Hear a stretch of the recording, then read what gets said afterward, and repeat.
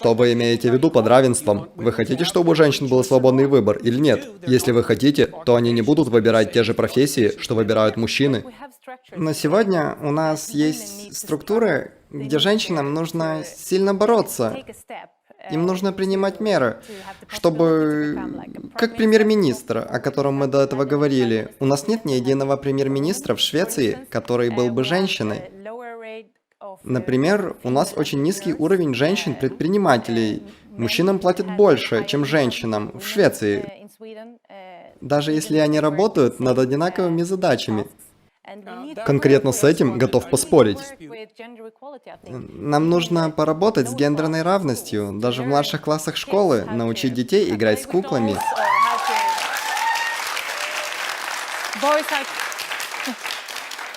Я думаю, нам стоит научить мальчиков быть более чувствительными и в то же время девочек быть более уверенными в себе. И думаю, что это очень важно.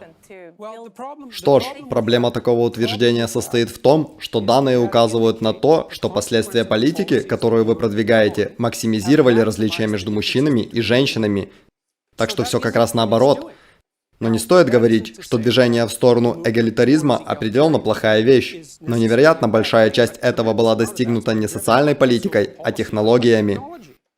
Имею в виду нарратив, которым нас сейчас кормят, что вплоть до 1960-го, когда просвещенные феминистки разработали свои эгалитарные доктрины, мужчины подавляли женщин, и вот наконец они освободились.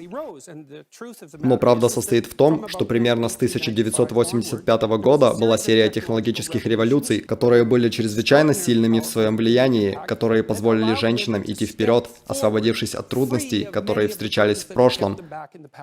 Контроль рождаемости – одна из них, но всего лишь только одна. Санитарные удобства всех видов. Санузлы сыграли большую роль. Тампоны отыграли свою роль. Так же, как и гигиенические салфетки. Все эти разработанные технологии помогли женщинам двигаться вперед с меньшими биологическими препятствиями. Назовем это так. Какой бы период в истории вы назвали лучшим, чтобы быть женщиной и мужчиной?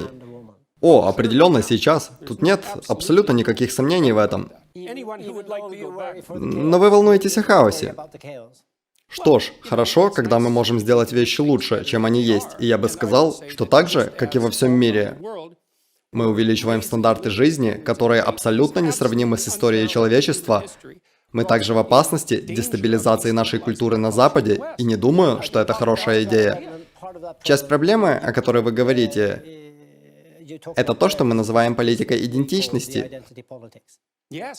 Да, конечно, любая политическая позиция, которая ставит чью-то групповую идентичность вперед самой личности, это регрессия к трайбализму, который определенно станет жестким, потому что так всегда случается с племенами. Какой этому пример? Следование политики идентичности по этому пути? Да. То, что случается каждый раз, когда люди разделяют себя на групповые племена. Посмотрите, то, что мы пытаемся сделать для соблюдения мира, так это привести людей под одно понимание чего-то похожего на единую идентичность, а доказательство того, что люди сражаются между группами. Вся человеческая раса служит этому доказательством. И чем дальше вы возвращаетесь назад во времени, и чем меньше становятся племенные группы, тем больше уровень межплеменной вражды и убийств. И это то, о чем вы говорите. То, что вызывает у людей смешанные чувства против вас. Иногда мы называем их спорными. Вам нравится быть спорным? Вы получаете удовольствие, провоцируя группы? Нет, я не провоцирую людей. Но вы их я провоцируете. То, что думаю, что считаю правдой. Что ж, не согласен. Я говорю то, во что верю, а люди находят это провокационным. Это не то же самое, что специально провоцировать людей. Если бы я их провоцировал, то я намеревался бы их расстроить, а я не хочу их расстраивать. Я просто хочу говорить о том, во что верю. Так что вы следуете своим правилам, о которых мы говорили. Да, и когда я говорю о гендерных проблемах личности, например, то это на самом деле одна из сфер моей экспертности. Я владею данными, которые указывают конкретно на то, о чем я уже говорил. И также я говорил, что это было подтверждено 3 раза за последний месяц. Вышел London Times 3 недели назад.